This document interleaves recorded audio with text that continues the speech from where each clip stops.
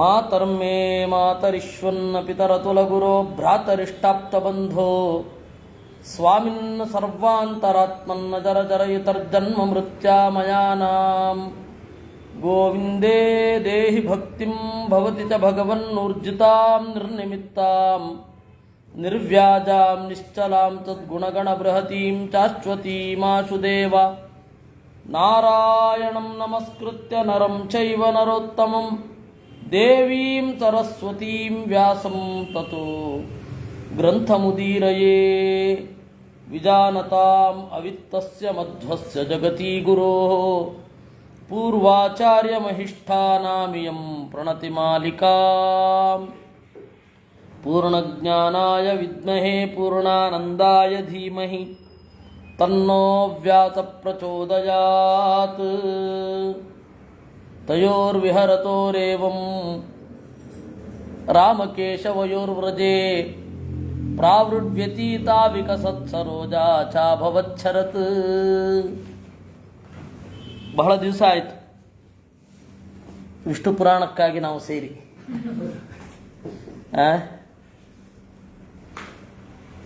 ಇನ್ನು ಎಲ್ಲಿ ಅಂದರೆ 10ನೇ ತಾರೀಕು ಒಂದು ಪ್ರಾಯ ಮತ್ತೆ ವಿಚ್ಛೇದ ಆಗತ್ತೆ. ಉಳಿದಂತೆ ನಮಗೆಲ್ಲೂ ಕಾಣೋದಿಲ್ಲ.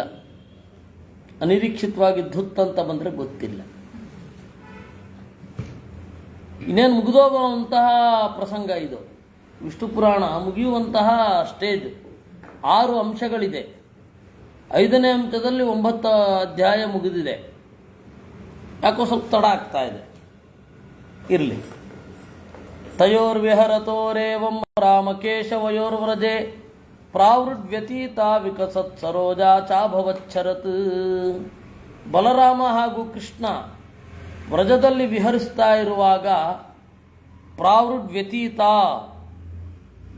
ವಿಕಸತ್ ಸರೋಜಾ ಚಾಭವಚ್ಛರತ್. ಮಳೆಗಾಲ ಕಳೆಯಿತು, ಚಳಿಗಾಲ ಶುರು ಆಯಿತು.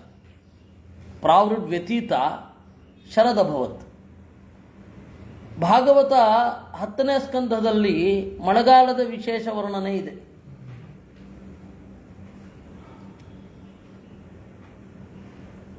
ಅದರಲ್ಲಿ ಋತು ಸಂಹಾರ ಎಲ್ಲ ಕಡೆ ಬರುತ್ತೆ.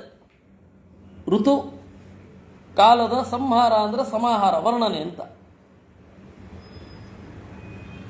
ಋತುಗಳ ವರ್ಣನೆ ಯಾಕೆ ಬೇಕು? ಯಾಕೆ ಬೇಕು ಅಂದರೆ ಮನುಷ್ಯನ ಚಿತ್ತವೃತ್ತಿ ಯಾವ ರೀತಿ ಇರುತ್ತೆ ಅನ್ನೋದಕ್ಕೆ ಋತು ಸಂಹಾರ ಬೇಕು.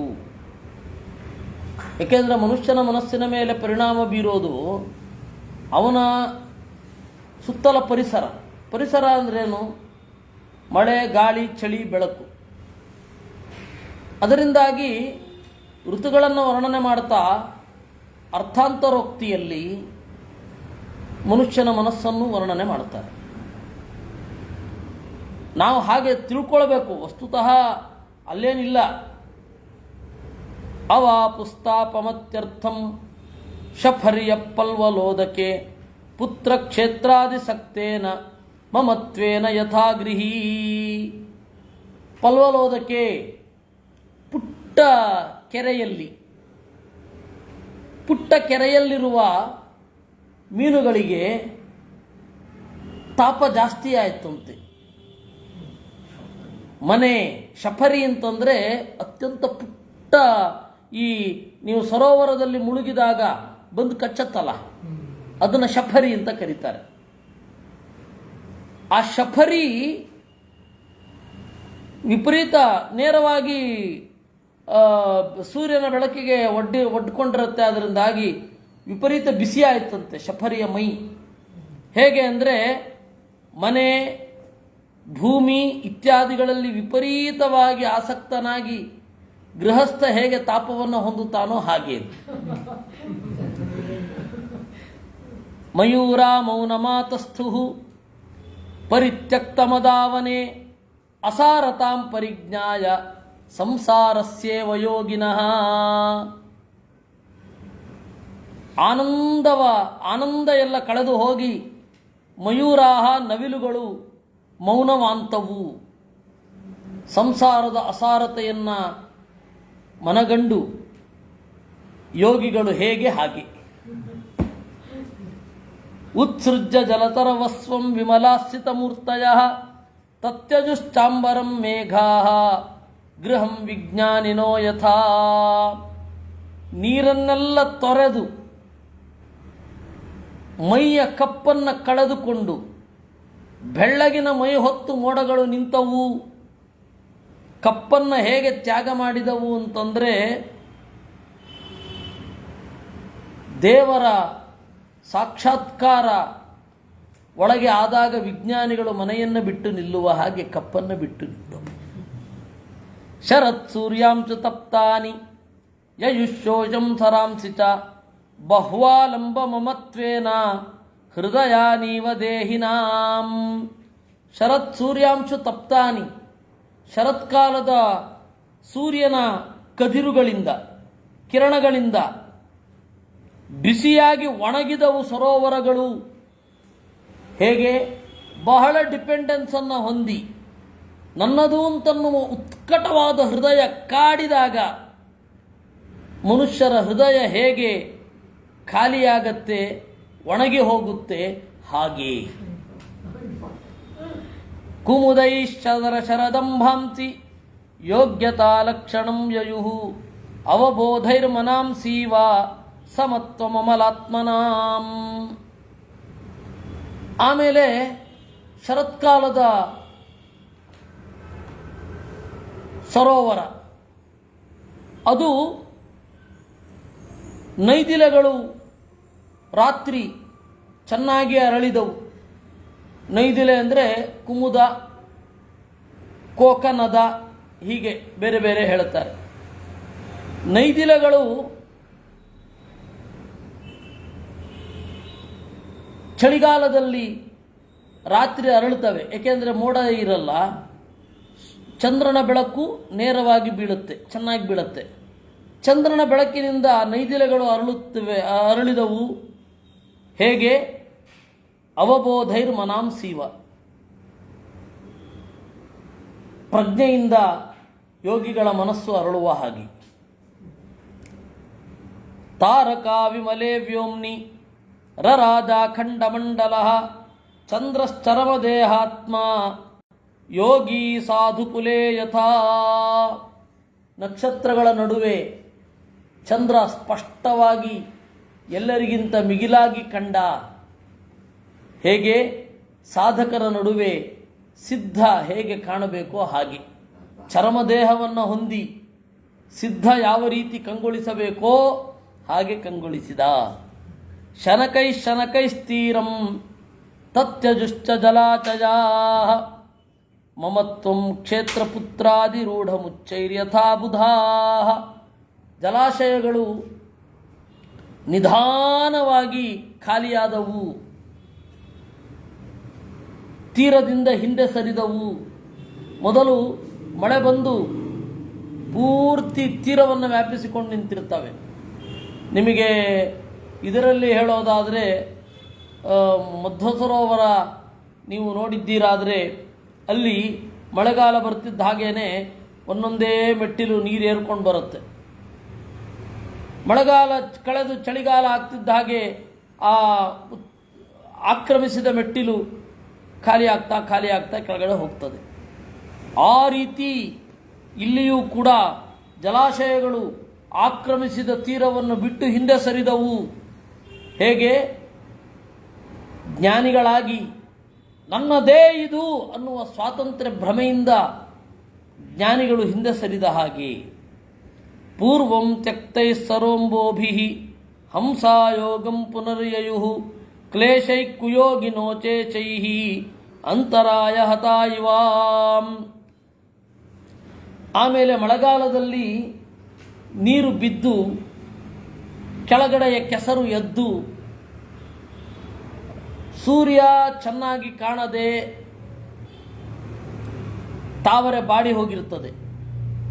ಆವಾಗ ಹಂಸಗಳು ಶುದ್ಧವಾದ ನೀರಲ್ಲದೆ ಬೇರೆ ಕಡೆ ಇಳಿಯೋದಿಲ್ಲ. ಹಂಸ ಇಳಿಬೇಕು ಅಂದರೆ ಶುದ್ಧವಾದ ನೀರು.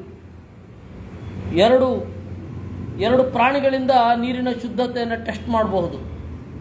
ನಿಮ್ಮ ತಮ್ಮಂಗೆ ಹೇಳ್ಬೋದು ಕುದುರೆ ಕಟ್ಕೊಂಡ್ಬಿಡು ಅಂತ. ಆರ್ಸೆನಿಕ್ ಅಂಶ ಇದೆಯೋ ಇಲ್ವೋ ನೀರಿನಲ್ಲಿ ಅಂತ ಕುದುರೆ ತೊಗೊಂಡು ಗೊತ್ತಾಗುತ್ತೆ. ತಮಾಷೆಗೆ ಹೇಳಿದ್ದು. ಅಲ್ಲಿ ನೀರು, ಕುದುರೆ ಕುಡಿಯುವ ನೀರು ಅತ್ಯಂತ ಶುದ್ಧ. ಆಮೇಲೆ ಹಕ್ಕಿಗಳಲ್ಲಿ ಹಂಸ ಕುಡಿದ್ರೆ ನೀರು ಅತ್ಯಂತ ಶುದ್ಧ, ಟ್ರಾನ್ಸ್ಪೇರೆಂಟ್ ಆಗಿದ್ರೆ ಮಾತ್ರ ಕುಡಿಯೋದದು. ಇದು ಹಂಸದ ಮತ್ತು ಕುದುರೆಯ ಗುಣ. ಈ ಹಂಸ ಶುದ್ಧವಾದ ನೀರು ತಿಳಿಯಾದರೆ ಮಾತ್ರ ಅಲ್ಲಿ ಇಳಿಯೋದು. ಹಾಗೆ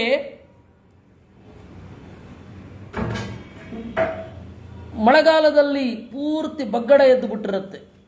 ಆವಾಗ ಹಂಸಗಳು ಸರೋವರದಲ್ಲಿ ಇಳಿಯೋದಿಲ್ಲ. ಎಲ್ಲಿರ್ತಾವೋ ಗೊತ್ತಿಲ್ಲ. ಮಾನಸ ಸರೋವರದಲ್ಲಿ ಇದ್ದಿರಬಹುದೇನೋ, ಎಲ್ಲಿರ್ತಾವೋ ಗೊತ್ತಿಲ್ಲ. ಎಲ್ಲ ಖಾಲಿಯಾಗಿ ಮಳೆ ನೀರಿನ ಬಗ್ಗಡಗಳೆಲ್ಲ ಇಳಿದು ಮತ್ತೆ ತಿಳಿಯಾದ ಮೇಲೆ ಕೆಲವೊಂದು ಶುದ್ಧವಾದರೆ ಸರೋವರಕ್ಕೆ ಹಂಸಗಳು ಮತ್ತೆ ಬಂದು ಕೂಡ್ತವೆ. ಮೊದಲು ಬಿಟ್ಟಿದ್ವು, ಮತ್ತೆ ಬಂದು ಕೂತವು. ಹಾಗೆ ಕುಯೋಗಿಗಳು ಕೆಲವೊಂದು ಸರ್ತಿ ಅಡ್ಡಿಯೇ ಇಲ್ಲದೆ ಧ್ಯಾನ ಮಾಡಿಬಿಡ್ತಾರೆ. ಕೆಲವೊಂದು ಸರ್ತಿ 100 ಅಡ್ಡಿಗಳು, ಏನೋ ಸಾಂಸಾರಿಕ ಸಾಪತ್ರಯಗಳು. ಆವಾಗ ಮತ್ತೆ ಬಿಟ್ಟುಟ್ಟೋಗುತ್ತೆ ದೇವರ ಧ್ಯಾನ. ಮತ್ತೆ ಇನ್ಯಾವಾಗಲೂ ಒಮ್ಮೆ ಶುರು ಆಗುತ್ತೆ. ಅವರನ್ನು ಕುಯೋಗಿಗಳು ಅಂತ. ಅವ್ರನ್ನ ಅಂದರೆ ನಾನು ಸೇರಿಕೊಳ್ಳೋ ಅಂಥವ್ರು ನಾವೆಲ್ಲ ಕುಯೋಗಿಗಳು. ಯಾಕೆಂದರೆ ಒಂದು ಸಮಯದಲ್ಲಿ ಚೆನ್ನಾಗಿ ಅಧ್ಯಯನಕ್ಕೆ ಜಪಕ್ಕೆ ಅವಕಾಶ ಮುಂದೊಟ್ಟೋಗ್ಬಿಡುತ್ತೆ. ಹಾಗೆ ಮುಂದುವರಿಯುತ್ತೆ ಅಂತಿಲ್ಲ. ಮತ್ತಿನ್ನೇನೋ ಸಂಸಾರದ ತಾಪತ್ರಯಗಳು, ಏನೋ ಸಣ್ಣ ಪುಟ್ಟ ಕಿರಿಕಿರಿಗಳು, ಮತ್ತೆ ಆ ಅಧ್ಯಯನ ಡ್ರಾಪ್ ಆಗುತ್ತಾಗತ್ತಲ್ಲಿ. ಮತ್ತೆ ಇನ್ಯಾವಾಗಲೂ ಒಮ್ಮೆ ಸರಿ ಹೊಟ್ಟೋಗುತ್ತೆ. ಆ ಕುಯೋಗಿಗಳ ಹಾಗೆ ಒಂದು ಸ್ವಲ್ಪ ದಿವಸ ಇರಲ್ಲ, ಸ್ವಲ್ಪ ದಿವಸ ಇರುತ್ತೆ. ಕ್ಲೇಶೈ ಕುಯೋಗಿನೋ ಶೇಷೈ ಅಂತರಾಯ ಹತ ಇವ. ಪ್ರಕೃತಿಯ ಎಷ್ಟು ಸೂಕ್ಷ್ಮವಾದ ಅಬ್ಸರ್ವೇಷನ್. ನಿಭೃತೋ ಭವದತ್ಯರ್ಥಂ ಸಮುದ್ರಸ್ಥಿಮಿತೋದಕ ಕ್ರಮವಾಪ್ತ ಮಹಾಯೋಗೋ ನಿಶ್ಚಲಾತ್ಮ ಯಥಾಯತಿ. ಸಮುದ್ರ ಸ್ಥಿಮಿತೋದಕ, ಹುಣ್ಣಿಮೆಯಲ್ಲಿ ಬಿಟ್ಟರೆ ಉಳಿದ ದಿವಸಗಳಲ್ಲಿ ಆ ಸಮುದ್ರದ ನಡುವೆ ಹೋದರೆ ಸುಳಿಗಾಳಿ, ಸುಂಟರ ಗಾಳಿ, ಬಿರುಗಾಳಿಗಳಿಲ್ಲದಿದ್ದರೆ ಶಾಂತವಾಗಿ ಹರಿತಾ ಇರುತ್ತೆ. ಹೇಗೆ ನಿಶ್ಚಲ ಮನಸ್ಕನಾದ ಯತಿಯ ಹಾಗೆ ಇರುತ್ತೆ. ಕ್ರಮವಾಪ್ತ ಮಹಾಯೋಗ, ಕ್ರಮೇಣ ಯೋಗದ ಮೆಟ್ಟಿಲನ್ನು ಹತ್ತುತ್ತಾ ಇರುವ ಋಷಿ ಯತಿ. ಯತಿ ಅಂದರೆ ಇಲ್ಲಿ ಪ್ರಯತ್ನಶೀಲ ಅಂತ ಅರ್ಥ. ಯಾರು ಬೇಕಾರಾಗಬಹುದು. ಎಲ್ಲ ಗಡಿಬಿಡಿ ಗೊಂದಲಗಳನ್ನು ಕಳೆದುಕೊಂಡು ನಿಶ್ಚಲನಾದ ಹಾಗೆ. ಪ್ರಕೃತಿಯಲ್ಲಿ ನಡೆಯುವಂತಹ ಘಟನೆಗಳಿವೆಲ್ಲ. ಪ್ರಕೃತಿಯಲ್ಲಿ ನಡೆಯುವಂತಹ ಘಟನೆ ಏನಿದೆ ಅದನ್ನು ಪಿಂಡಾಂಡಕ್ಕೆ ಅನ್ವಯಿಸಿಕೊಳ್ಳುವ ಬಗೆಯನ್ನು ಇಲ್ಲಿ ಹೇಳಿದ ಹಾಗಾಯಿತು.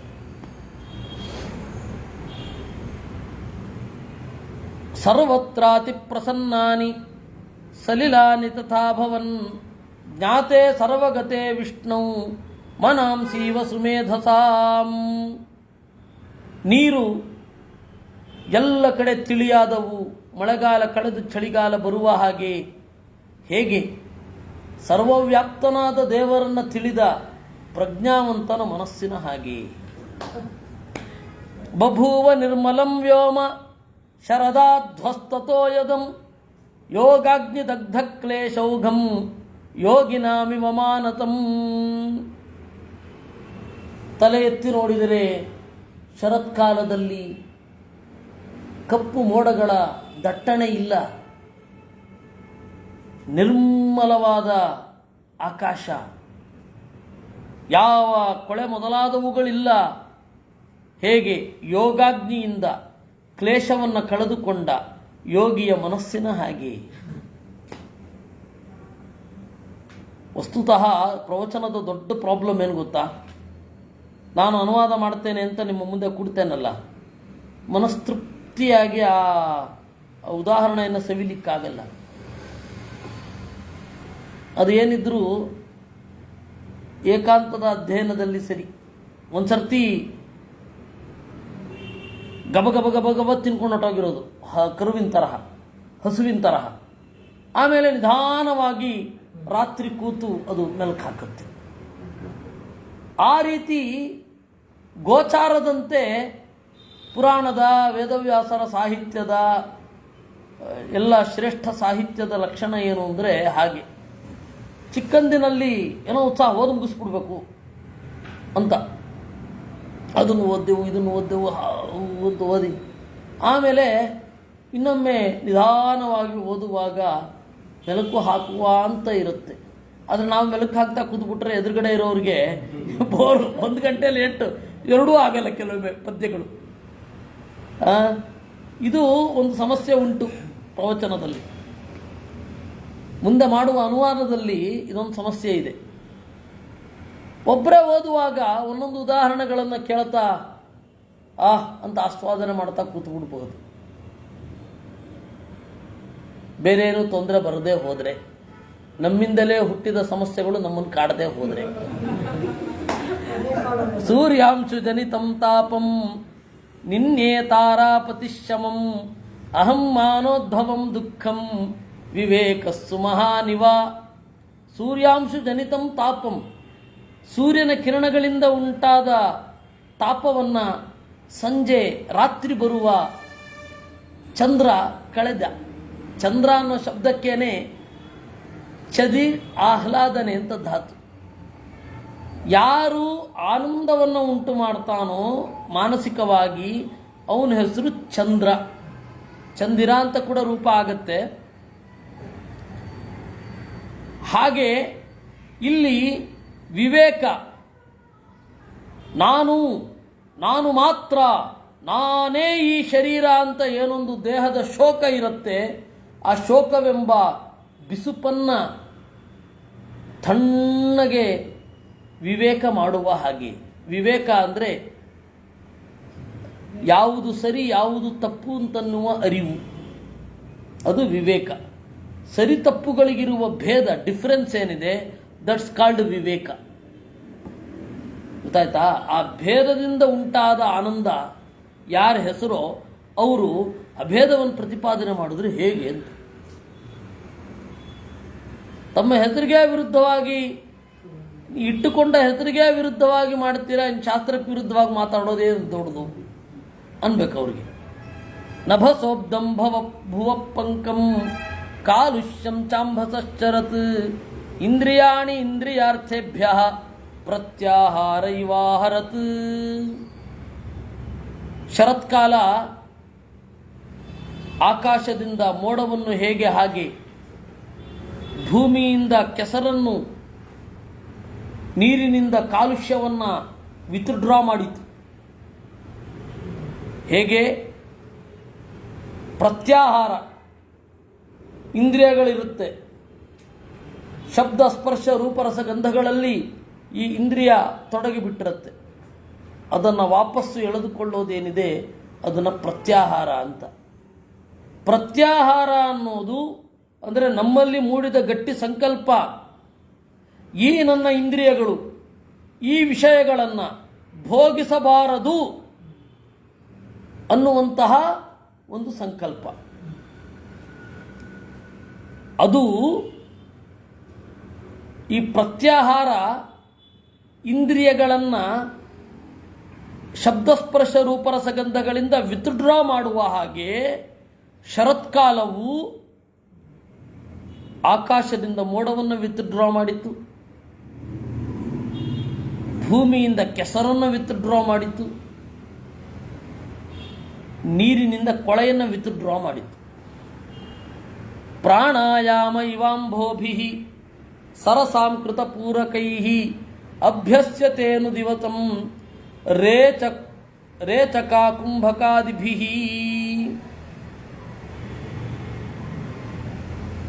ನೀರು ಚಳಿಗಾಲದಲ್ಲಿ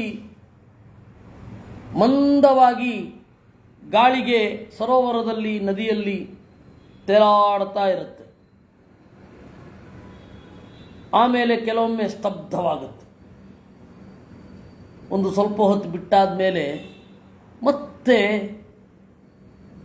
ತೇಲಾಡಲಿಕ್ಕೆ ಶುರು ಆಗುತ್ತೆ.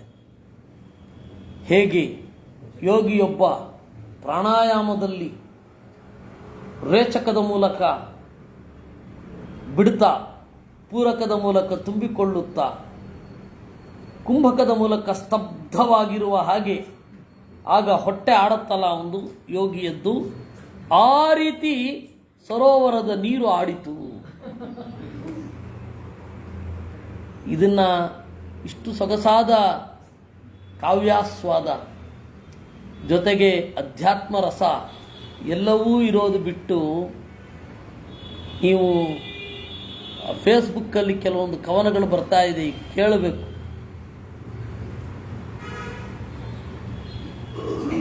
ವಿಮಲಾಂಬರ ನಕ್ಷತ್ರೇ ಕಾಲೇ ಚಾಭ್ಯಾಗತೆ ವ್ರಜೆ ದದರ್ಶೇಂದ್ರ ಮಹಾರಂಭ ಯೋಧ್ಯತಾನ್ ತಾನ್ ವ್ರಜೌಕಸಃ.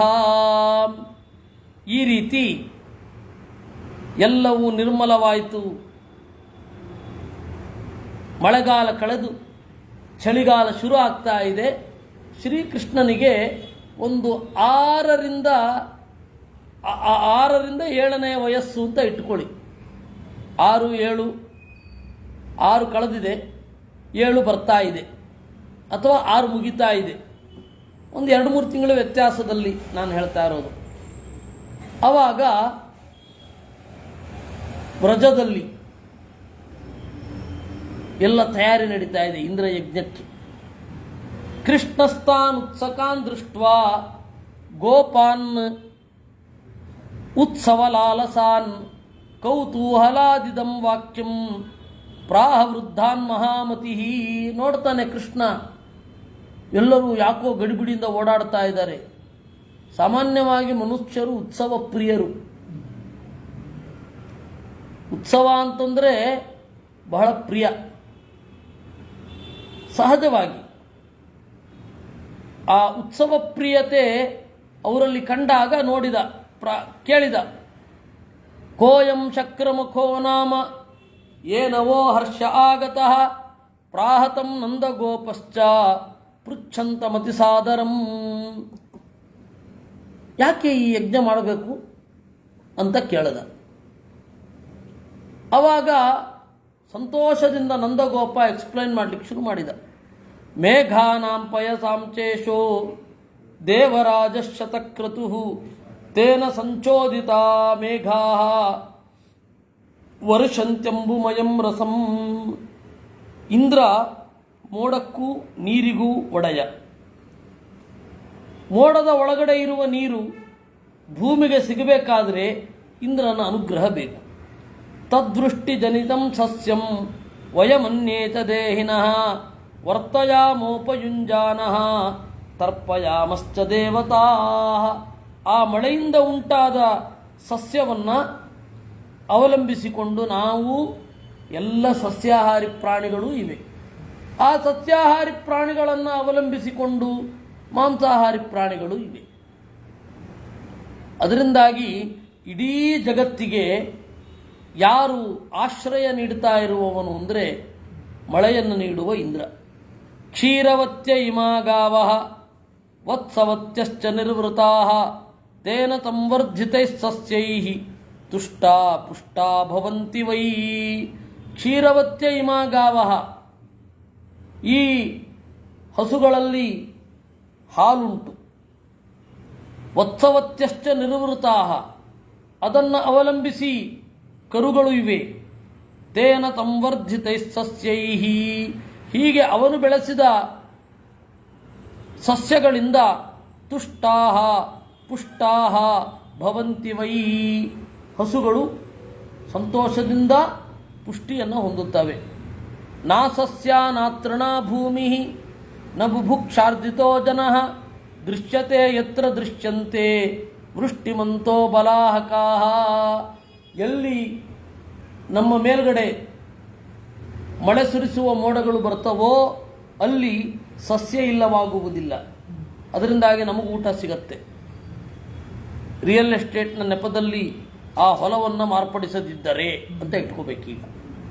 ನಾ ಸಸ್ಯ ನಾತೃಣ ಭೂಮಿ ಆಮೇಲೆ ಹುಲ್ಲನ್ನು ಸುಖವಾಗಿ ತಿಂದು ಗೋವುಗಳು ಮೆರಿತವೆ. ರಾಜಕಾರಣಿಗಳು ಗೋಮಾಳಕ್ಕೆ ಕಣ್ಣು ಹಾಕದೇ ಇದ್ದರೆ ನಭುಭುಕ್ಷಾರ್ಜಿತೋ ಜನ, ಯಾವ ಹಸಿವೂ ಇರಲ್ಲ ಜನರಿಗೆ. ಅದರಿಂದಾಗಿ ಭೌಮಮೇತತ್ಪಯೋ ದುಗ್ಧಂ ಗೋಭಿಸ್ತೂರ್ಯಸ್ಯ ವಾರಿದೈಹಿ,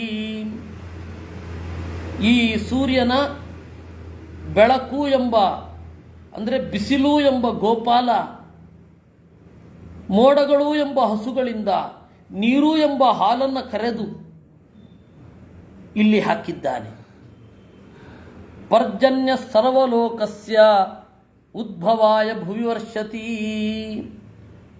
ಪರಾಚರ ಉವಾಚ ನಂದಗೋಪಸ್ಯ ವಚನಂ ಶ್ರುತ್ವೇತ್ಥಂ ಶಕ್ರಪೂಜನೆ ರೋಷಾಯ ತ್ರಿದಚೇಂದ್ರಸ್ಯ ಪ್ರಾಹ ದಾಮೋದರ ಸದಾ. ಆಗ ನಂದಗೋಪನ ಈ ಮಾತನ್ನು ಕೇಳಿ ಇಂದ್ರನಿಗೆ ಸಿಟ್ಟು ಬರಬೇಕು ಅಂತಲೇ ದೇವರು ಹೀಗೆ ಮಾತನಾಡಿದನಂತೆ.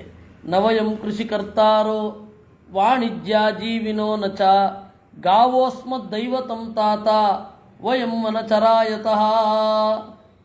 ಅಪ್ಪ, ನಾವೇನು ಹೊಲ ಉಳ್ತಾ ಇಲ್ಲ, ಈ ದೇಶದ ಬೆನ್ನೆಲುಬು ಅಂತಂದುಕೊಂಡ ರೈತರಲ್ಲ. ವಾಣಿಜ್ಯ ಜೀವಿನೋ ನಚ, ವ್ಯಾಪಾರ ಮಾಡುವವರು ಅಲ್ಲ. ವ್ಯಾಪಾರ ಮಾಡುವವರಾದರೆ ಮಳೆ ಬೀಳಲಿ, ಬಿದ್ದ ಮೇಲೆ ನಿಲ್ಲಲಿ ಅಂತ ಯೋಚನೆ ಮಾಡಬೇಕು. ಯಾಕೆ ಅಂದರೆ ಯಾವುದನ್ನು ಬೇರೆ ಕಡೆ ತೊಗೊಂಡೋಗಿ ಮಾರೋದು. ಮಳೆ ಬೀಳದೆ ಹೋದರೆ ತೊಗೊಂಡೋಗ್ಲಿಕ್ಕೆ ಇರಲ್ಲ, ಮಳೆ ಬೀಳ್ತಾ ಇದ್ರೂ ತೊಗೊಂಡೋಗ್ಲಿಕ್ಕಾಗಲ್ಲ. ಆ ಕಾಲದಲ್ಲಿ ಬೇರೆ ಬೇರೆ ದೂರದ ದೇಶಗಳಿಗೆಲ್ಲ ಹೋಗೋರಲ್ಲ, ಸಾರ್ಥ ಅಂತ ಕ್ಯಾರವಾನ್ ವ್ಯಾಪಾರಿಗಳ ಗುಂಪು, ಅದೊಂದು ಸಣ್ಣ ಹಳ್ಳಿಯ ಹಾಗೆ ಮೂವಿಂಗ್ ವಿಲೇಜ್ ಅದು. ಅದರಲ್ಲೆಲ್ಲ ಇರೋರು ರಕ್ಷಣೆ ಮಾಡಲಿಕ್ಕೆ ಆ ರಾಜ ನಿಯೋಗಿಸಿದ ಭಟರು, ಆಮೇಲೆ ಪುರಾಣ ಹೇಳುವ ಒಬ್ಬ ಬ್ರಾಹ್ಮಣ, ಆಯಿತಾ, ಆಮೇಲೆ ಅವನ ಜೊತೆಗೆ ವಿದ್ಯಾರ್ಥಿಗಳು, ಆಮೇಲೆ ಎಲ್ಲರಿಗೂ ಅಡುಗೆ ಮಾಡುವವರು, ಎಲ್ಲ ಒಂದು ಇಡೀ ಹಳ್ಳಿ, ಅಷ್ಟೂ ಜನ ಮೂವ್ ಆಗ್ತಾ ಇದ್ರು. ತೀರಾ ಸಮುದ್ರ ದಾಟಿ ಹೋಗ್ತೇವೆ, ನದಿ ದಾಟಿದ್ರೆ ಬರ್ತಾ ಇದ್ರು ಬ್ರಾಹ್ಮಣರು, ಸಮುದ್ರ ದಾಟಿದ್ರೆ ಹೋಗ್ತಾ ಇರಲಿಲ್ಲ. ಕಾರಣ ಏನು ಅಂದರೆ ಅಗ್ನಿಹೋತ್ರ ಮಾಡಲಿಕ್ಕಾಗಲ್ಲ ಅಂತ ಅಷ್ಟೇ, ಇನ್ನೇನಿಲ್ಲ. ಅದು ಇದ್ದದ್ದು. ಅದರಿಂದಾಗಿ ಏನಾಯಿತು, ಒಂದಿಡೀ ಅವರು ಹೋದರೆ ಮಳೆ ಬಂದರೆ ಮತ್ತೆ ವಾಪಸ್ ಬರಲಿಕ್ಕಿಲ್ಲ, ಮಳೆ ಶುರು ಆಗೋದ್ರೊಳಗಡೆ ಬಂದ್ಬಿಡ್ಬೇಕು. ಮಳೆಗಾಲದಲ್ಲಿ ಅವರಿದ್ದಷ್ಟು ಕಾಲ ಹಬ್ಬ, ಈ ಥರ ಒಂದು ಕಾಲ ಇತ್ತು. ಅದನ್ನು ಇಟ್ಟುಕೊಂಡು ಹೇಳ್ತಾನೆ, ನಾವು ಮಳೆಯನ್ನು ಪೂಜಿಸಲಿಕ್ಕೆ ವಾಣಿಜ್ಯ ಜೀವಿನೋ ನಚ, ನಾವೇನು ಮಳೆ ಬರಲಿ ಅಂತ ಹೇಳಿ ಕಾಯಲಿಕ್ಕೆ, ಮಳೆ ನಿಲ್ಲಲಿ ಅಂತ ಕಾಯಲಿಕ್ಕೆ ನಾವೇನು ವ್ಯಾಪಾರಿಗಳಲ್ಲ. ಗಾವೋಸ್ಮದ್ ದೈವತಂ ತಾತ, ಹಸುಗಳೇ ನಮ್ಮ ದೈವ. ವಯಂ ವನಚರಾಯತಃ, ನಾವು ಕಾಡಲ್ಲಿ ಓಡಾಡೋರಲ್ವಾ. ಆನ್ವೀಕ್ಷಿಕಿ ತ್ರಯೀ ವಾರ್ತಾ ದಂಡನೀತಿಸ್ತಥಾ ಪರ ವಿದ್ಯಾ ಚತುಷ್ಟಯಂ ಚೈತತ್ ವಾರ್ತಾ ಮಾತ್ರಂ ತೃಣುಷ್ವಮೇ. ಆನ್ವೀಕ್ಷಿಕಿ ಅಂದರೆ ತರ್ಕಶಾಸ್ತ್ರ, ತ್ರಯೀ ಅಂತಂದರೆ ವೇದ, ವಾರ್ತಾ ಅಂತಂದರೆ ಪ್ರೊಫೆಷನಲ್ ನಾಲೆಜ್ ಏನಿದೆ ದಟ್ಸ್ ಕಾಲ್ಡ್ ವಾರ್ತಾ. ವೃತ್ತಿ ಅಂದರೆ ಪ್ರೊಫೆಷನ್ ಅಂತ, ವಾರ್ತಾ ಅಂದರೆ ಪ್ರೊಫೆಷನಲ್ ಅಂತ ಅರ್ಥ. ಅದಕ್ಕೆ ಸಂಬಂಧಪಟ್ಟ ತಿಳುವಳಿಕೆ ವಾರ್ತಾ ಅಂದರೆ. ಆಮೇಲೆ ಪರಾವಿದ್ಯ, ಹೀಗೆ ಇದಿಷ್ಟು ವಿದ್ಯೆ ಅಂತ. ಇಷ್ಟು ಬಿಟ್ಟು ಇನ್ನೇನಿದೆ, ಇದರೊಳಗಡೆನೇ ಎಲ್ಲ ವಿದ್ಯೆ ಬರೋದು. ನೀವು ಏನೇ ಕಲ್ತರೂ ವಾರ್ತೆಯಲ್ಲಿರುತ್ತೆ. ಆ ವಾರ್ತೆಯಲ್ಲಿರುವ ನಡೆಗಳನ್ನು ನೋಡಿಕೊಂಡು ಮಾತನಾಡಿದ್ರೆ ಆನ್ವೀಕ್ಷಿಕಿ ಆಗತ್ತೆ.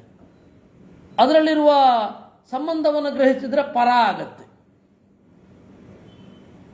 ಇಲ್ಲ ಇದು ನಮ್ಮ ಪ್ರೊಫೆಷನ್ನು ಅಂತ ಇಟ್ಕೊಂಡು ಮಾಡ್ತಾ ಇದ್ರೆ ಅದು ವಾರ್ತಾ ಆಗತ್ತೆ. ಕೃಷಿರ್ ವಾಣಿಜ್ಯ ತದ್ವಚ್ಚ ತೃತೀಯಂ ಪಶುಪಾಲನಂ ವಿದ್ಯಾ ಹೇಕಾ ಮಹಾಭಾಗ ವಾರ್ತಾ ವೃತ್ತಿತ್ರಯಾಶ್ರಯ. ಇನ್ನು ವಾರ್ತಾದಲ್ಲಿ ಮತ್ತೆ ಅನೇಕ ವಿಭಾಗಗಳಿದೆ. ಅದರಲ್ಲಿ ವಾರ್ತೆಯಲ್ಲಿ ಮೊದಲು ಕೃಷಿ, ಎರಡನೆಯದ್ದು ವ್ಯಾಪಾರ, ಮೂರನೆಯದ್ದು ಪಶುಪಾಲನ. ಇಷ್ಟು ಬಿಟ್ಟು ಇನ್ಯಾವುದು ವಾರ್ತೆ ಇದೆ ಅಂತ ನನಗೊಂದು ಸ್ವಲ್ಪ ಹೇಳಿಬಿಡಿ. ಇವುಗಳಿಗೆ ಸಂಬಂಧಪಟ್ಟಂತೆಯೇ ಬೇರೆ ವಾರ್ತೆಗಳೆಲ್ಲ ಹೊರಟಿರೋದು, ಬೇರೆ ವೃತ್ತಿಯೆಲ್ಲ ಹೊರಟಿರೋದು ಮೂಲಭೂತವಾಗಿ ಇದೆ. ಒಂದು ವ್ಯಾಪಾರ ವಿನಿಮಯ, ಅದರಲ್ಲೇ ಹೆಚ್ಚಿನ ಕೃಷಿಗಿಂತ ಭಿನ್ನವಾದ ಎಲ್ಲ ಸಂಗತಿಗಳು ಅದರಲ್ಲಿ ಬಂದ್ಬಿಡುತ್ತೆ. ಆಮೇಲೆ ಕೃಷಿ, ಭೂಮಿಯಿಂದ ತೆಗೆಯೋದು ನಮಗೆ ಬೇಕಾದ ವಸ್ತುವನ್ನು, ಆಮೇಲೆ ಪಶುಪಾಲನ. ಇವು ಒಂದೇ ವಾರ್ತೆ ಅನ್ನೋದು ಮೂರಾಗಿ ತೋರಿತು. ಕರ್ಷಕಾಣಾಂ ಕೃಷಿರ್ವೃತ್ತಿ, ಹೊಲ ಉಳುವವರಿಗೆ ಕೃಷಿಯೇ ವೃತ್ತಿ. ಪಣ್ಯಂ ವಿಪಣಿ ಜೀವಿನಾಂ, ಮಾರಬೇಕು. ವ್ಯಾಪಾರಿಗಳು ಅಸ್ಮಾಕಂ ಗೌಃ ಪರಾವೃತ್ತಿ ವಾರ್ತಾಭೇದೈರ್ಯಂ ಸ್ತ್ರಿಭಿಃ. ಅದರಿಂದಾಗಿ ನಾವು ಅಸ್ಮಾಕಂ ಗೌಃ ಪರಾವೃತ್ತಿ, ನಮಗೆ ಹಸುವೆ ವೃತ್ತಿ, ಅದೇ ನಮ್ಮ ಆಸರೆ. ಈ ಕೃಷಿ ಇದೆಯಲ್ಲ, ಪಶುಪಾಲನ ಇದೆಯಲ್ಲ, ಇದು ನಾವು ಮಾಡ್ತಾ ಇಲ್ಲ. ಪಶುಪಾಲನ ಮಾಡ್ತಾ ಇದ್ದೀವಿ, ಹೌದು, ಅದರಿಂದ ಕೃಷಿ ಮಾಡ್ತಾ ಇಲ್ಲ, ವ್ಯಾಪಾರನೂ ಮಾಡ್ತಾ ಇಲ್ಲ. ವಿದ್ಯೆಯಾಯೋ ಯಯಾಯುಕ್ತ ತಸ್ಯ ಸಾ ದೈವತಂ ಮಹತ್. ವಿದ್ಯೆಯೇ ಅವರವ್ರ ದೈವತೆ. ಇದು ಪೂರ್ವ ಪಕ್ಷ ಅಂತ ಆಚಾರ್ಯ ಹೇಳ್ತಾರೆ. ದರ್ಶನ ಇದು ಅಂತ ಮಧ್ವಾಚಾರ್ಯ ಹೇಳಿದ್ರು. ಇದು ಪೂರ್ವ ದರ್ಶನ ಇದು, ಯಾಕೆಂದರೆ ಆ ವಿದ್ಯೆಯನ್ನು ಕೊಟ್ಟವನನ್ನು ವಿದ್ಯಾ ಅಂತಲೇ ಕರೀತಾರೆ ಅಂತ. ಮೇಲ್ನೋಟಕ್ಕೆ ಕಾಯಕವೇ ಕೈಲಾಸ ಅಂತ ಇದೆ. ಕಾಯಕ ಅನ್ನೋದು ನಮ್ಮ ಚಟುವಟಿಕೆ, ಕೈಲಾಸ ಅನ್ನೋದು ಒಂದು ಮೂರ್ತ, ಯಾವುದೋ ಒಂದು ಜಾಗ. ಕಾಯಕವೇ ಕೈಲಾಸ ಹೇಗಾಗತ್ತೆ? ಕಾಯಕವೇ ಕೈಲಾಸ ಅಂದರೆ ಕಾಯಕದಿಂದ ಕೈಲಾಸ ಅಂತ ಅರ್ಥ. ನಿಮ್ಮ ಕೆಲಸವನ್ನು ನೀವು ಮಾಡಿ, ನೀವು ಆರಾಧಿಸುವ ದೇವರು ನಿಮ್ಮನ್ನು ಕರೆಸಿಕೊಳ್ಳುತ್ತಾನೆ ಅಷ್ಟೇ. ಅದೇ ರೀತಿ ಇಲ್ಲಿ ವಿದ್ಯೆಯಾಯೋ ಯಯಾಯುಕ್ತ, ಯಾರು ಯಾರು ಯಾವ ಯಾವ ವಿದ್ಯೆಯಿಂದ ಕೂಡಿದ್ದಾರೆ ಅವರವರಿಗೆ ಅದೇ ದೇವತೆ. ಶೈವ ಪೂಜ್ಯಾರ್ಚನೀಯ ಚ ಶೈವ ತಸ್ಯೋಪಕಾರಿಕ, ಅವರದನ್ನು ಪೂಜಿಸಬೇಕು, ಗೌರವಿಸಬೇಕು. ಯೋ ಯಸ್ಯ ಫಲಮಶ್ನನ್ವೈ ಪೂಜಯತ್ಯ ಪರಂ ನರಃ ಇಹ ಚ ಪ್ರೇತ್ಯ ಚೈವಾಸೌ ನ ತದಾಪ್ನೋತಿ ಶೋಭನಂ. ಫಲವೊಂದನ್ನು ಉಣ್ಣುತ್ತಾ ಬೇರೆದಕ್ಕೆ ಪೂಜಿಸ್ತಾ ಇದ್ದರೆ ಅವನು ದ್ರೋಹಿ. ಇಲ್ಲಿಯೂ ಸುಖವಾಗಿರಲ್ಲ, ಅಲ್ಲಿಯೂ ಸುಖವಾಗಿರಲ್ಲ. ನಮ್ಮವುಗಳು ಮಾಡ್ತಾ ಇವೆಲ್ಲ, ದೇವಸ್ಥಾನದ ದುಡ್ಡನ್ನು ತಿನ್ನೋದು, ಅದನ್ನು ಬೈದು ಬೇರೆ ಕಡೆಗೆ ಮುಖ ತಿರುಗಿಸೋದು, ಇದು ದೊಡ್ಡ ದ್ರೋಹ. ಯಾರ ಅನ್ನವನ್ನು ಉಣ್ತಾ ಇದ್ದೀರಾ ಅದನ್ನು ಗೌರವಿಸಬೇಕು. ಹೀಗಾಗಿ ನಾವು ಆ ತರಹದ ದ್ರೋಹಿಗಳಾಗಬಾರದು. ಕೃಷ್ಯಂತ ಪ್ರತಿತಾ ಸೀಮಾ ಸೀಮಾಂತಂಚ ಪುನರ್ವನಂ ವನಾಂತಾಗಿರಯಸ್ಸರ್ವೇ ಏತೆ ಏಚಾಸ್ಮಾಕಂ ಪರಾಗತಿ. ಗಡಿ ಅಂದರೆ ಒಂದು ಊರಿನ ಗಡಿ, ಅಲ್ಲಿ ಕೃಷಿ ಭೂಮಿ ಇರಬೇಕು, ಅದು ಊರಿನ ಗಡಿ. ಗೊತ್ತಾಯ್ತಾ? ಮಾಗಡಿ ಅಂದರೆ ಮಹಾಗಡಿ. ಒಂದು ಊರಿನ ಗಡಿ ಹೊಲದೊಂದಿಗೆ ಕೊನೆಗಾಳುತ್ತೆ. ಸೀಮಾಂತಂಚ ಪುನರ್ವನಂ, ಸೀಮಾ ಎಲ್ಲಿ ಮುಗಿಯುತ್ತೆ? ಮತ್ತೆ ಕಾಡಿನಲ್ಲಿ ಎಂಡಾಗತ್ತೆ. ವನಾಂತಾಗಿರ ಯಸ್ಸರ್ವೇ, ಕಾಡಿನ ತುದಿಯಲ್ಲಿ ಬೆಟ್ಟ ಇರುತ್ತೆ. ತೇಚಾಸ್ಮಾಕಂ ಪರಾಗತಿ, ಆ ಬೆಟ್ಟ ನಮಗೆ ಗತಿ. ಯಾಕೆ ಅಂದರೆ ಗೋವುಗಳನ್ನು ಹತ್ತಿಸ್ಕೊಂಡು ಹೋಗ್ತೀವಿ, ಅಲ್ಲಿ ಸಮೃದ್ಧವಾಗಿ ಬೆಳೆದ ಹುಲ್ಲನ್ನು ತಿಂದು ಆ ಗೋವುಗಳು ಇಳ್ಕೊಂಡು ಬರ್ತವೆ. ನೀವು ನೋಡಿ, ಇವತ್ತು ಏನು ಹಾಳಾಗಿದೆಯೋ ಗೊತ್ತಿಲ್ಲ, ಯಾವುದು ಕುಮಾರ ಪರ್ವತ. ಕುಮಾರ ಪರ್ವತದಲ್ಲಿ ನಾವು ನಡೆದು ಹೋಗೋ ದಾರಿ ಒಂದಿದೆ, ಇನ್ನೊಂದು ಪ್ಯಾರಲಲ್ ಆಗಿ ದಾರಿ ಒಂದು ಕಾಣುತ್ತೆ. ಅದ್ಯಾವುದು ಅಂತಂದರೆ ಹಸುಗಳೆಲ್ಲ ಓಡಾಡೋದು. ಬೇರೆ ಪ್ರಾಣಿಗಳು ಓಡಾಡ್ತವೆ ಅಂತ ಇಟ್ಕೊಳ್ಳಿ, ನಮ್ಮ ದಾರಿಗೆ ಅದು ಬರಲ್ಲ. ಅದರ ದಾರಿಗೆ ನಾವು ಹೋಗ್ಲಿಕ್ಕೆ ಆಗದೇ ಇರೋಷ್ಟು ದೇವರ ದಯದಿಂದ ಇದೆ. ಈಗ ಸದ್ಯಕ್ಕಂತೂ ಇಲ್ಲ. ಈಗ ಏನೇನೋ ಅವ್ಯವಸ್ಥೆ ಆಗಿದೆಯಂತೆ.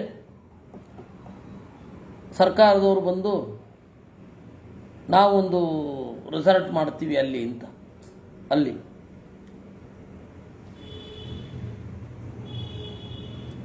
ನ ದ್ವಾರ ಬಂಧಾವರಣ ನ ಗೃಹ ಕ್ಷೇತ್ರಿಣಸ್ತಥಾ ಸುಖಿನಸ್ತ್ವಕಿಲೇ ಲೋಕೆ ಯಥಾ ವೈ ಚಕ್ರಚಾರಿಣ. ನಮಗೇನು ದ್ವಾರ ಉಂಟೆ, ಮನೆ ಉಂಟೆ, ಬಾಗಿಲುಂಟೆ. ಅದರಿಂದಾಗಿ ಗುಜರಾತಿ ಹೆಣ್ಮಕ್ಳನ್ನ ಗುಜರಾತಿ ಮನೆ ತೋರಿಸ್ಬಿಡೋದಲ್ಲ.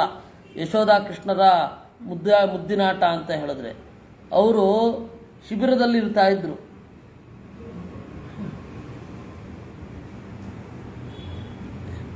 ನದ್ವಾರ ಬಂಧಾವರಣ. ದ್ವಾರಬಂಧ ಅಂದರೆ ದಾರಂದ, ಬಾಗಿಲ ಕಟ್ಟು. ನಮಗೇನು ಬಾಗಿಲ ಕಟ್ಟಿದೆಯೇ, ತೋರಣ ಇದೆಯೇ? ನಗೃಹ ಕ್ಷೇತ್ರಿಣಸ್ತಥಾ. ಮನೆ ಇಲ್ಲ, ಹೊಲ ಇಲ್ಲ. ಸುಖಿನಸ್ತ್ವಕಿಲೇ ಲೋಕೆ ಯಥಾ ವೈ ಚಕ್ರಚಾರಿಣ. ಆದರೂ ಸುಖವಾಗಿ ಇಡೀ ಕಾಡು ನಮ್ಮದೇ ಓಡಾಡ್ಕೊಂಡಿದ್ದೀವಿ.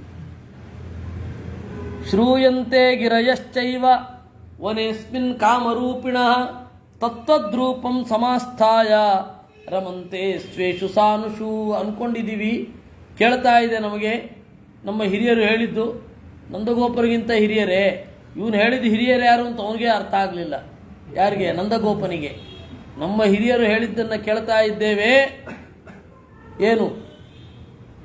ಬೆಟ್ಟಗಳು ಅಂದರೆ ಬೆಟ್ಟದ ದೇವತೆಗಳು ಚಂದದ ರೂಪವನ್ನು ಧರಿಸಿ ಶಿಖರಗಳಲ್ಲಿ ಓಲಾಡ್ತಾ ಇರ್ತಾರೆ ಅಂತ ಕೇಳಿದ್ದೇವೆ. ಯದಾ ಚೈತೈ ಪ್ರಬಾಧ್ಯಂತೆ ತೇಷಾಂ ಏಕಾನನೌಕತಃ. ನಾವು ಇದೇ ರೀತಿ ಕೊಟ್ಟಿದ್ರೆ, ಇದೇ ಇಲ್ಲಿರೋದನ್ನೇ ಕೊಟ್ಟಿದ್ರೆ, ಕೃಷ್ಣ ಅಂದರೆ ಹೀಗೆ ಅಂತ ಕೊಟ್ಟಿದ್ರೆ, ಆದಿವಾಸಿಗಳೆಲ್ಲ ನಮ್ಮೂರು ಅಂತ ಇದ್ರು ಕೃಷ್ಣನನ್ನು. ಭಿಲ್ಲರು, ಸೋಲಿಗರು ಇವರೆಲ್ಲ ನಮ್ಮವನು ಅಂತ ಇದ್ರು. ನಾವು ಹಂಗೆ ಕೊಡಲಿಲ್ಲ. ಈ ನಾಟಕಗಳು, ಫಿಲಮ್ಗಳು, ಸೀರಿಯಲ್ಗಳು ಎಲ್ಲ ಹೇಗೆ ಅಂದರೆ ಅಪ್ಪಟ ಗುಜರಾತ್ ಅಂತಂದು ಇಟ್ಬಿಡ್ತವೆ. ಕೃಷ್ಣ ಗುಜರಾತ್ಗೆ ಹೋಗಿರ್ಬೋದ್ರಿ, ಕೃಷ್ಣ ಗುಜರಾತದವನಲ್ಲ. ನಂದನಿಗೊಂದು ಅರಮನೆ ಮಾಡಿಬಿಟ್ಟಿದ್ದಾರೆ. ಆ ಏನು ಭವ್ಯವಾದ ಮನೆ, ಏನು ಭವ್ಯವಾದ ಕಟ್ಟಡ, ಏನು ಭವ್ಯವಾದ ಕಂಬ, ಹಾಗೆಲ್ಲ ಎಂಥದೂ ಇರಲಿಲ್ಲ ಅಂತ ಹೇಳ್ತಾರೆ. ನಗೃಹ ಕ್ಷೇತ್ರಿಣೋ ವಯಂ ಯದಾ ಚೈತೈ ಪ್ರಬಾಧ್ಯಂತೆ ತೇಷಾಂ ಏಕಾನನೌಕತಃ. ನಾವು ಬೆಟ್ಟವನ್ನು ಕಾಡಿದರೆ ಆ ಬೆಟ್ಟಗಳು ಹುಲಿ ಸಿಂಹಗಳ ವೇಷವನ್ನು ಹಾಕಿಕೊಂಡು ಬಂದು ನಮ್ಮನ್ನು ಕೊಲ್ಲುತ್ತವೆ ಅಂತ ಕೇಳಿದ್ದೇವೆ. ಬೇಕು ಅಂತ. ಇದು ಬಹಳ ಮಾರ್ಮಿಕವಾದ ಸಮಾಚಾರ ಇದು. ಅವನು 5ನೇ ವಯಸ್ಸಿನಲ್ಲಿ ಓಡಿಸ್ಕೊಂಡು ಬಂದಿದ್ದಾನೆ ಅವ್ರನ್ನ. ಈಗ ಒಂದು 6:30, 6:45 ವಯಸ್ಸು, ಇನ್ನು 7 ಆಗಬೇಕಷ್ಟೆ. ಅಂದರೆ ಒಂದು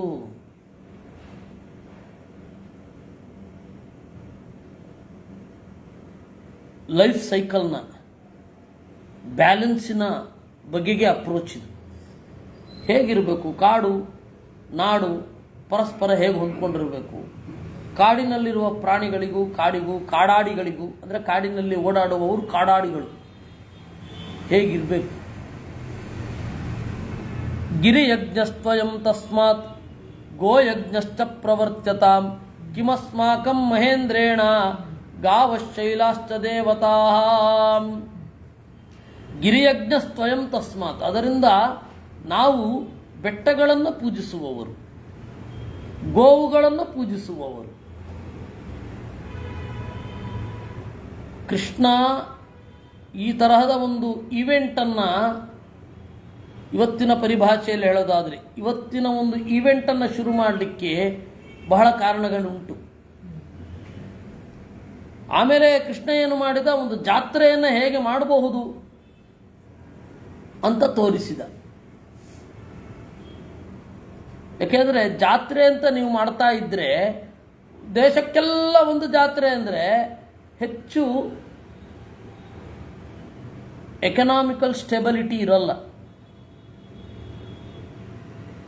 ದೇಶದ ತುಂಬ ಚಿಕ್ಕ ಚಿಕ್ಕ ಊರುಗಳಾಗಿ ಬಹಳ ತರಹದ ಜಾತ್ರೆಗಳು ಇರಬೇಕು.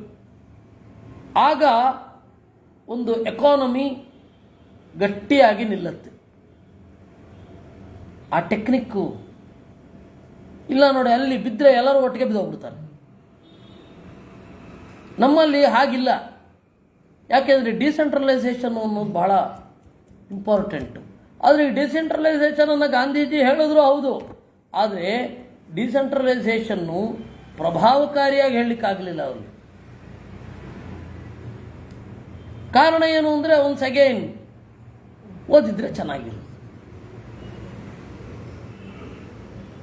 ನಮಗೆ ಈ GDP ಅವರ ಒಂದು ಯಾವುದ್ಯಾವುದೋ ಒಂದು ಕಲ್ಪನೆಗಳಿಂದ ನಮಗೇನೇನೋ ಕಲ್ಪನೆಗಳಿದೆ, ಎಕನಾಮಿಕ್ ಸ್ಟೆಬಿಲಿಟಿ ಏನು ಅಂತ. ಈಗಾಗಲೇ ಇದೆ ನಮಗೆ, ಇದು ಹಾಳಾಗೋಗ್ತಾ ಇದೆ ಅಷ್ಟೇ. ಕಿಮಸ್ಮಾಕಂ ಮಹೇಂದ್ರೇಣ ಮಂತ್ರಯಜ್ಞ ವಿಪ್ರಾಹ. ಮಂತ್ರಜ್ಞ ಪರ ಅಂತ ಆಗೋಗಿದೆ ಅಮಿತ್ ಅವರು. ಮಂತ್ರಯಜ್ಞ ಪರಾ ವಿಪ್ರಾಹ ಸೀರಯಜ್ಞಾಶ್ಚ ಕರ್ಷಕಾಃ ಗಿರಿಯಜ್ಞಶೀಲಾಶ್ಚ ವಯಂ.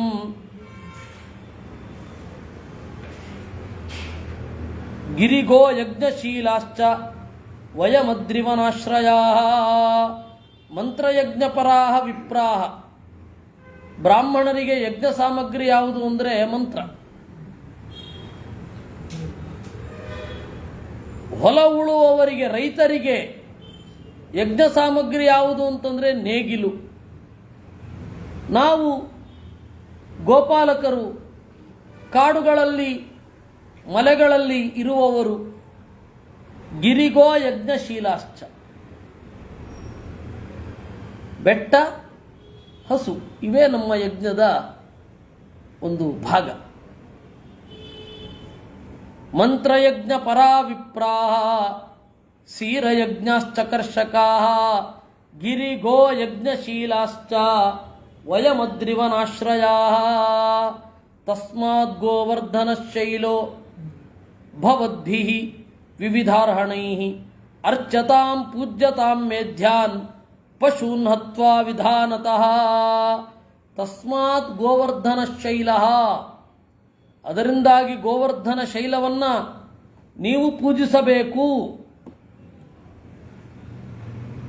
ಇದು ಬೇರೆಯವ್ರಿಗೆ ಅರ್ಥ ಆಗಲಿಕ್ಕೆ ಸಾಧ್ಯವೇ ಇಲ್ಲ.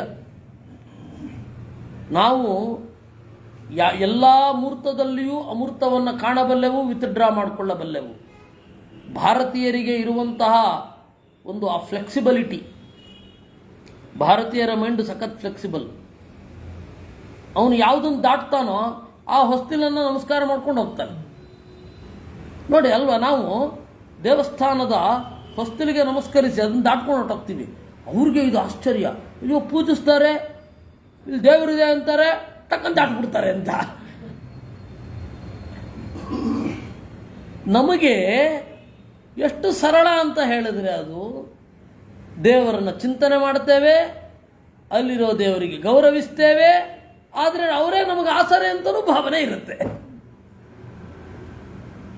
ಅವ್ರಿಗೆ ಇದೆಲ್ಲ ತಲೆಯಲ್ಲಿ ಕಟ್ಟೋಗ್ಬಿಡುತ್ತೆ. ಅವ್ರಿಗೆ ಭೂಮಿ ತಾಯಿ ಅಂತಾರೆ, ಅದ್ರ ಮೇಲೆ ಓಡಾಡ್ತಾ ಇದ್ದೀವಿ ಅಂತನ್ನೋದೇ ಪ್ರಜ್ಞೆ ಇಲ್ಲ. ನಾವು ಬೆಳಗ್ಗೆ ಸಮುದ್ರವತನೇ ದೇವಿ ಪರ್ವತಸ್ತನ ಮಂಡಿತೆ ಪಾದಾಘಾತಂ ಕ್ಷಮಸ್ವಾಮಿ ಅಂತ ಕೇಳಿಕೊಂಡು ಭೂಮಿಯ ತೊಡೆಯ ಮೇಲೆ ಓಡಾಡುವ ಮಕ್ಕಳು ಆಗಿದ್ದು ಬಿಡ್ತೀವಿ.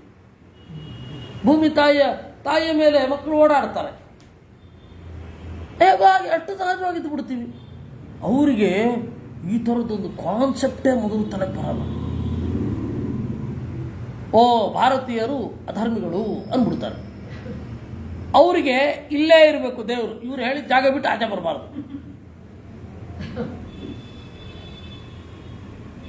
ಇದೆಲ್ಲ ಅವ್ರದ್ದು ಕಲ್ಪನೆಗಳು.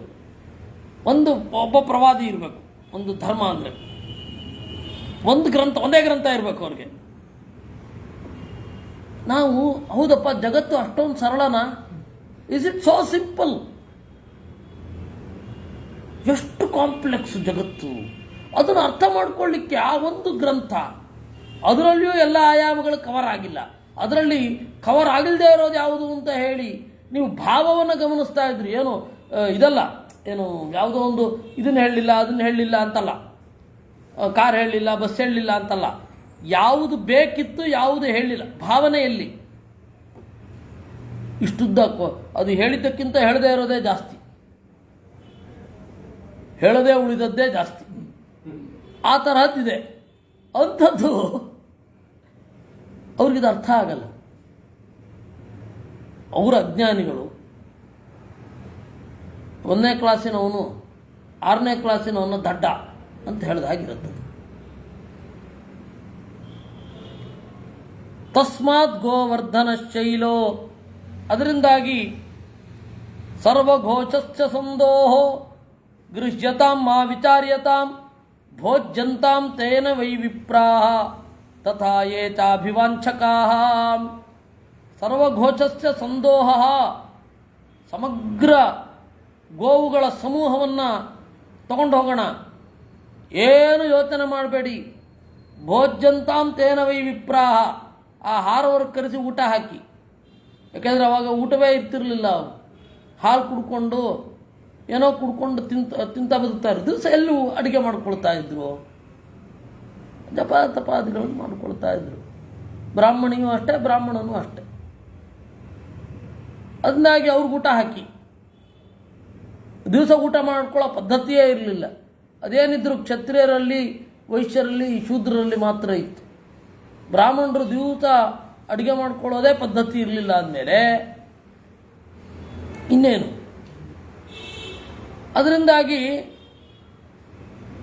ತತ್ರಾರ್ಚಿತೆ ಕೃತೆ ಹೋಮೆ, ಆಮೇಲೆ ಏಚಾನ್ಯ ಅಭಿವಾಂಚಕ, ಯಾರ್ಯಾರಿಗೆ ಬಯಕೆ ಇದೆಯೋ ಎಲ್ಲರೂ ಊಟ ಕೂಡ್ರಿ. ತತ್ರಾರ್ಚಿತೆ ಕೃತೆ ಹೋಮೆ ಭೋಜಿತೆ ದ್ವಿಜಾತಿಷು ಶರತ್ ಪುಷ್ಪಕೃತಾ ಪೀಡಾ ಪರಿಗಚ್ಚಂತು ಗೋಗಣಾ. ಗೋವುಗಳಿಗೆ ಮೊದಲು ಹೋಮ ಆಗಲಿ, ಊಟ ಆಗಲಿ. ಊಟ ಆದಮೇಲೆ ಪ್ರೊಸೆಷನ್. ಏನು? ಗೋವುಗಳಿಗೆ ಚಂದದ ಹೂವಿನ ಅಲಂಕಾರ ಮಾಡಲಿ, ಗೋವುಗಳು ಮುಂದುವರಲಿ. ಏತನ್ಮಮ ಮತಂ ಗೋಪಾಃ ಸಂಪ್ರೀತ್ಯ ಕ್ರಿಯತೆ ಯದಿ ತತಃಕೃತ ಭವೇತ್ ಪ್ರೀತಿ ಗವಾಂ ಅದ್ರೇಸ್ತಥಾ ಮಮ. ಅದರಿಂದಾಗಿ ತತಃಕೃತ ಭವೇತ್ ಪ್ರೀತಿ, ಹೀಗೆ ಮಾಡಿದ್ರೆ ಅದ್ರೇಹೆ ಮಮ, ಹಸುಗಳಿಗೆ ಖುಷಿಯಾಗುತ್ತೆ. ಗವಾಂ ಅದ್ರೇಹೆ ಬೆಟ್ಟಕ್ಕೆ, ಮಮ ನನಗೆ, ಪ್ರೀತಿ ಭವೇತ್. ಇತಿ ತಸ್ಯ ವಚ ಶ್ರುತ್ವಾ ನಂದಾದ್ಯಾಸ್ತೆ ವ್ರಜೌಕತಃ ಪ್ರೀತ್ಯುತ್ಫುಲ್ಲ ಮುಖ ಗೋಪಾಃ ಸಾಧು ಸಾಧ್ವಿತ್ಯಥಾ ಬ್ರುವನ್. ಗೋಪಾಲಕರು ಕೇಳಿದ್ರು, ಈ ಹೊಸ ಐಡಿಯಾ ಇಷ್ಟ ಆಯಿತು, ಸರಿ ಎಂದ್ರು. ಶೋಭನಂ ತೇ ಮತಂ ವತ್ಸ ಯದೇ ತದ್ಭವತೋದಿತಂ ತತ್ಕರಿಷ್ಯಾಮಹೇ ಸರ್ವಂ ಗಿರಿಯಜ್ಞ ಪ್ರವರ್ತ್ಯತಾಂ. ಮಗು, ನೀನು ಹೇಳಿ ಚೆನ್ನಾಗಿದೆ, ಇನ್ಮೇಲೆ ಗಿರಿಯಜ್ಞ ಮಾಡೋಣ ಅಂದರು. ಬೆಟ್ಟವನ್ನು ಕುರಿತು ಒಂದು ಯಜ್ಞ ಅಥವಾ ಪೂಜೆ. ತಥಾಚ ಕೃತವಂತಸ್ತೆ, ಹಾಗೆ ಮಾಡಿದ್ರು. ದಧಿ ಪಾಯತ ಮಾಂಸಾದ್ಯೈ ದದುಶೈಲ ಬಲಿಂ ತತಃ. ಮೊಸರು, ಪಾಯಸ, ಮಾಂಸ. ಯಾರನ್ನವೋ ಅವರು ಸಮರ್ಪಣೆ, ಯಾರನ್ನ ಅಲ್ವೋ ಅವ್ರು ಮಾಡ್ತಾ ಇರಲಿಲ್ಲ ಅಷ್ಟೇ. ನೀವೇನನ್ನ ತಿಂತೀರೋ ಅದನ್ನು ಸಮರ್ಪಣೆ ಮಾಡೋದು. ಬ್ರಾಹ್ಮಣರು ತಿನ್ನಲ್ಲ ಅಂತೇಳಿ ಉಳಿದವ್ರು ಯಾರು ತಿಂತಾ ಇರಲಿಲ್ಲ, ಆಗಲೂ ತಿಂತಾ ಇರಲಿಲ್ಲ ಅನ್ನೋದು ಅಸಂಗತ. ಆಗ ತಿಂತಾ ಇದ್ರು, ಈಗ ತಿನ್ನಿ ಅನ್ನೋದು ಅಸಂಗತ. ಬಿಟ್ಟೋಗಿದೆ ಅಷ್ಟೇ. ದ್ವಿಜಾನಶ್ಚ ಭೋಜಯ ಮಾತು ಶತಶೋಥತಃ ತ್ರಜಃ. ಬ್ರಾಹ್ಮಣರಿಗೆ ಊಟ ಹಾಕಿದ್ರು. ಆಮೇಲೆ ಗಾವಶೈಲಂ ತತಶ್ಚಕ್ರುಹು, ಪ್ರದಕ್ಷಿಣೆ ಬಂದರು. ಎತ್ತುಗಳು ಗೋವುಗಳು ಎಲ್ಲ ಅದೇ ಇವತ್ತಿಗೂ ಕೂಡ ಅದು ಗೋವರ್ಧನ ಪರಿಕ್ರಮ ಇದೆ. ಇಲ್ಲಿ ಕೃಷ್ಣ ಶುರು ಮಾಡಿಸಿದ್ದು ಅಂತ ಇವತ್ತಿಗೂ ಇಟ್ಕೊಂಡಿದ್ದಾರೆ. ಆದರೆ ಬೆಟ್ಟ ಕಾಣಲ್ಲ ನಿಮಗೆ. ಎಲ್ಲಿ ಸಪಾಟ್ ರೋಡ್ ಆಗೋಗಿದೆ, ಆದರೂ ಸುತ್ತು ಬರ್ತೀವಿ. ಗಿರಿಮೂರ್ಧನಿ ಕೃಷ್ಣೋಪಿ ಶೈಲೋಹಮಿತಿ ಮೂರ್ತಿಮಾನ್ ಬುಭುಜೇನ್ನಂ ಬಹುತರಂ ಗೋಪವರ್ಯಾಹೃತಂ ದ್ವಿಜಾ. ಕೃಷ್ಣನು ಕೂಡ ನಾನೇ ಶೈಲ, ನಾನೇ ಗೋವರ್ಧನ ಪರ್ವತ ಅಂತ ಹೇಳಿ ಒಂದು ದೊಡ್ಡ ಶರೀರವನ್ನು ತಳೆದು ತಿಂದ. ಅಲ್ಲಿ ಇನ್ನೊಂದು ಕೃಷ್ಣನ ರೂಪವು ಪುಟ್ಟದು ಇತ್ತು. ಗೋವರ್ಧನ ರೂಪವನ್ನು ಧರಿಸಿ ದೊಡ್ಡ ರೂಪದಿಂದ ಇವರು ಕೊಟ್ಟದ್ದನ್ನೆಲ್ಲ ಉಂಡ. ಸ್ವೇನೈವ ಕೃಷ್ಣೋ ಗೋಪೇನ ರೂಪೇಣ ಗೋಪೈಸ್ಸಹ ಗಿರೇಶಿರ ಅದಿರುಶ್ಚಾರ್ಚಯಾಮಾಸ ದ್ವಿತೀಯಾಂ ಆತ್ಮನಸ್ತನು. ತಾನೇ ಎಲ್ಲ ಗೋಪಾಲಕರೊಂದಿಗೆ ಪುಟ್ಟ ರೂಪದೊಂದಿಗೆ ಹೋಗಿ ಗಿರಿಶಿಖರದಲ್ಲಿರುವ ತನ್ನ ಇನ್ನೊಂದು ರೂಪವನ್ನು ಪೂಜಿಸಿದ. ಅಂತರ್ಧಾನಂ ಗತೆ ತಸ್ಮಿನ್ ಗೋಪಾಲಬ್ಧ್ವಾ ತಥೋ ವರಾನ್ ಕೃತ್ವಾ ಗಿರಿಮಿಖಂ ಗೋಷ್ಠಂ ನಿಜಮಭ್ಯಾಯಯುಕ್ ಪುನಃ. ಅವನು ಕಣ್ಮರೆಯಾದ. ಓ, ಜಾತ್ರೆ ಮಾಡಿದೆವು ಅಂತ ಸಂತೋಷದಿಂದ ಕ್ಯಾಡ ಇಳಿದು ಮತ್ತೆ ಗೋಷ್ಠಕ್ಕೆ ಹೋದರು ಅನ್ನುವಲ್ಲಿಗೆ 10ನೇ ಅಧ್ಯಾಯ ಮುಗಿದಿದೆ. ಕೃಷ್ಣಾರ್ಪಣಮಸ್ತು. ಇನ್ನೊಂದು ಸ್ವಲ್ಪ ಹೊತ್ತು ಬಿಟ್ಟು ಅಂದರೆ 12ಕ್ಕೆ ವಿಷ್ಣು ತತ್ವ ನಿರ್ಣಯ ಮಾಡುವ. ಕೃಷ್ಣ